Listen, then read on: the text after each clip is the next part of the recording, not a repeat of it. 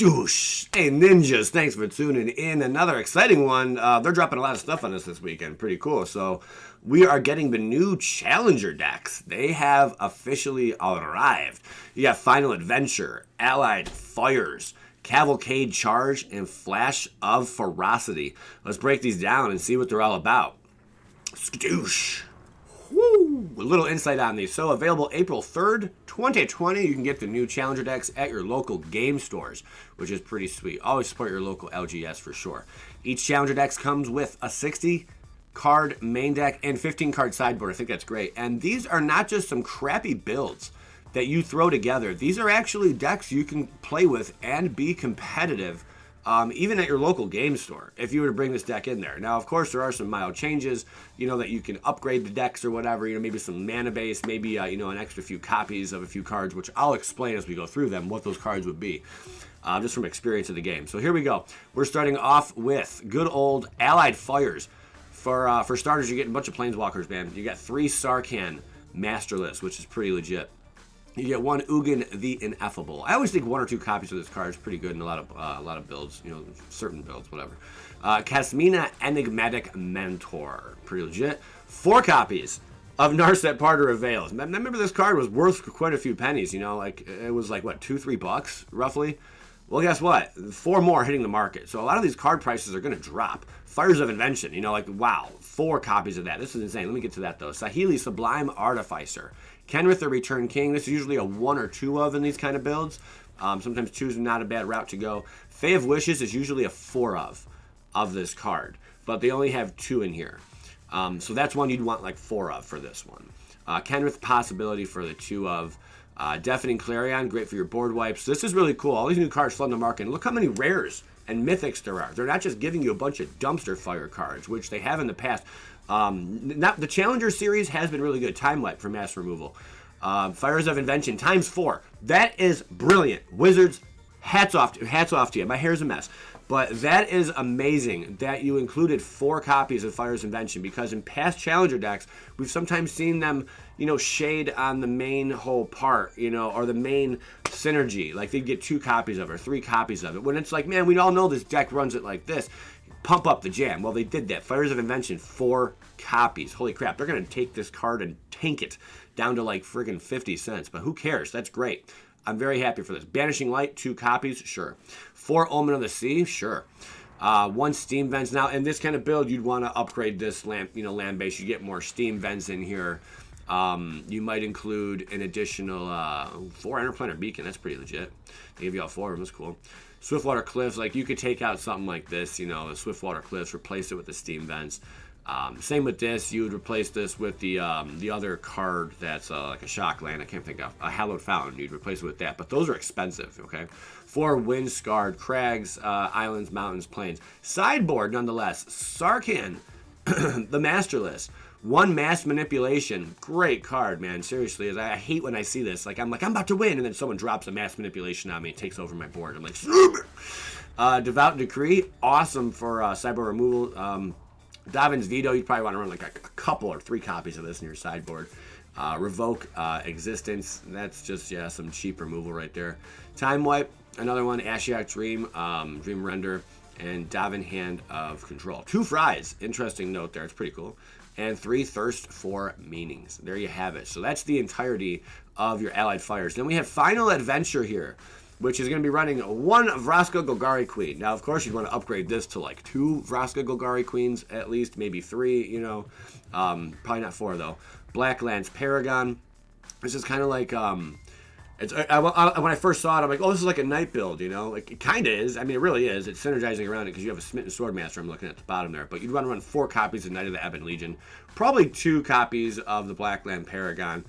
4 copies Lovestruck Beast. That's fine with me. That makes sense. 2 of the Midnight Reapers. You could probably keep it 2 or maybe go 3. Murderous Rider would probably be a 3 or 4 of in this kind of build. Probably a 3. So what I'm saying here is they hit it really, really close on the mark. They really did. And that's impressive nonetheless, because I've opened some of these other builds, and they're just crap, man.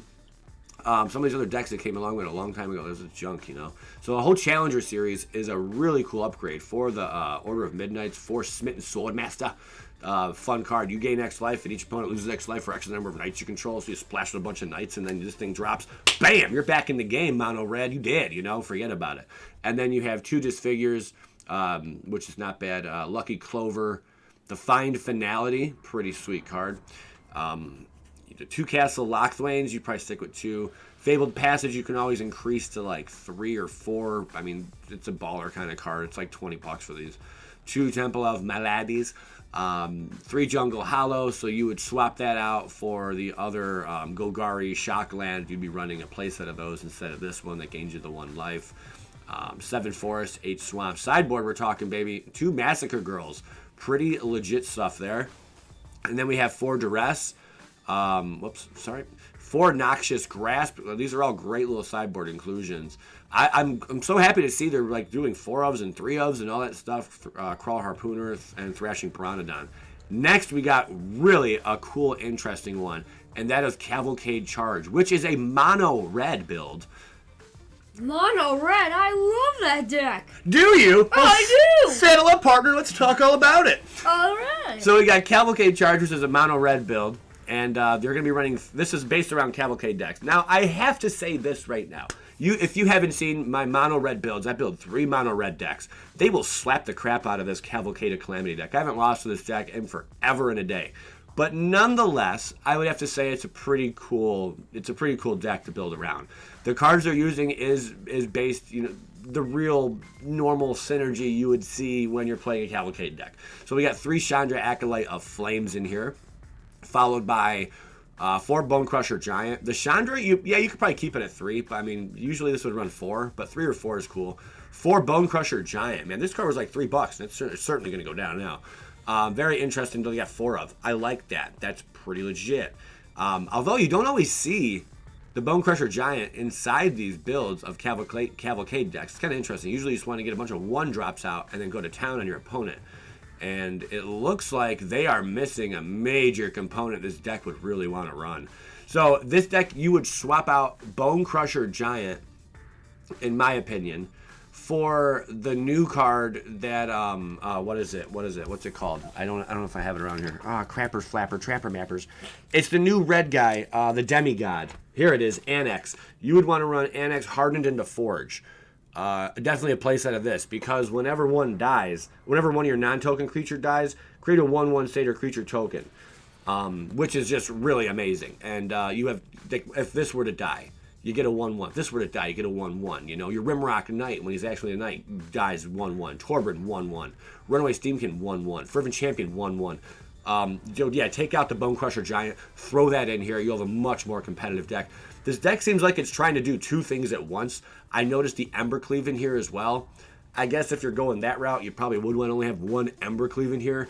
I just thought that was kind of weird they even included Embercleave in a Cavalcade of Calamity deck. They're probably looking at that so you have kind of multiple win cons. And if you did do something like that, definitely take out all your Bone Crusher Giants. Include, I'd say, 2 copies of Embercleave. This is kind of like a mix mash kind of thing. Take out your Rimrock Knight as well. I would just get rid of that altogether because you're not benefiting with Cavalcade of Calamity anyway. Replace it with the Annex also. You could take out all these Rimrock Knights. I'd leave the Rimrock Knights in there because you need something to pump and dump.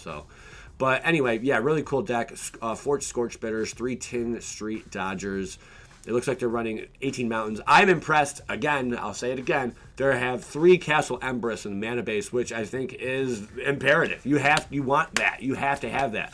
It's really cool with the Cavalcade deck because you're already attacking in. You're getting the triggers because you have 1/1s attacking. After you get those triggers, boom, you go over to Castle Embereth. You pump that up. Now your creatures, not only you're going to get that 1 extra damage from Cavalcade, and your creatures are all going to get pumped up and become 2/1s, which is really, really interesting as well. For the Cavalcade of Calamity, if they would have went 3 on this, I would have ripped my hair out. Okay, yeah, you got to have 4. Light up the stage as well. Great for fixing, trying to get to the cards you need really fast. That's another really good inclusion 4 of. Sideboard, they're running Experimental Frenzy, which is pretty legit. Shocks, 4 Shocks, that's good. Shock, you probably want to have Shocks with your main board, honestly. I've never seen Shock in a sideboard too often. It does happen, I guess. Tibalt to shut down the life gain deck, Satyr's Cunning, and Slaying Fire. Interesting they included this. What do you think of that deck, boy? Awesome and Shapoopy. Awesome and Trapoopy at the same time. He has mixed feelings. Yes, I do. Moving on, we got Flash of Ferocity. This is AJ, by the way. My oldest. We have Flash of Ferocity, Brazen Borrower, all up in this piece. Followed by, one Brazen Borrower. That's a fairy. That is a fairy. They have one in here, which, if you were running this, okay, this is already a $25 card. So it got the reprint. Wow. That's probably going to drop it, I'd say. Honestly, one copy entering the market on all these is enough to probably drop this card to about $18, maybe $16. Maybe $15. I mean, it might go lower than that. Yeah, exactly. So that's a nice little price drop there.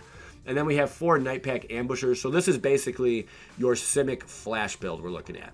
1 Wave Break Hippo Camp. I think they just threw that in here for a filler. That's a good card. Yeah, it is a great card, though. You get to draw a card, additional card on whenever you cast your first spell during each opponent's turn, which that's what your deck's looking to do. You just got to get this on the field, have it resolved. 4 Wildbone Preservers. This is kind of a card that was taken out of the Flash builds recently, but it looks like they're including it. I feel like they make these way in advance, they make these decks so far in advance that they really don't know how they're going to work or how to really juice it up. 4 Brineborn Cutthroats, you want 4 in there. 4 Frilled Mystics, you probably would want 3 of, I would assume. 4 is good as well. 4 is good. 4 Spectral Sailors, sure, you could do that. Then they got the Thassa's Intervention for the instant. 4 Ops, 4 Quench, I hate this card. 2 Sinister Sabotage, and 2 Unsummons. 2 Castle Vantress, 1 Fabled Passage. Interesting, there's even a Fabled Passage in this build, I guess. That's where fairies live. That is where fairies live. High five, top shelf. He knows his science. Then we have 2 Temple of Mysteries, followed by 3 Thornwood Falls. So you would upgrade this to the Simic Shock Land, of course. I can't think off the top of my head. I do apologize. 8 forests, 8 islands, 2 Thassa's Interventions, 2 Opt. Oh, we already went over that. So there you go. The Shifting Ceratops, 3 of them in the sideboard. That's pretty impressive. They include 3 in the sideboard because that's really good because the spell can't be countered. It just shuts down other blue decks. Really good. Disdainful Strokes is pretty good. I thought you were going to say something like Shifting Stroke. Yeah, I know. Weirdo. All right, 3 Aether Gusts. We have fun. 3 Aether Gusts, 2 Mystical Disputes, 3 Threnody. I almost said gingers. 3 Threnody Ginger Fairies Siren tokens. Wow. Okay, creatures. There you go. So that's the entirety of it, guys. What are your thoughts? This is pretty cool. AJ, what would you run if you had to pick one of these decks? Isn't it obvious? Yeah, it goes without saying. Mono red. All right, guys. Thank you so much for tuning in. Joey Moss and AJ signing out here. Give it a thumbs up and share it. I want this video to get more views than Wizards of the Coast's official video on this. So share it everywhere on social media. All right, guys. And yeah, hit that like button. Let's get 1,000 likes on this one. Skadoosh. A mill. Don't be greedy.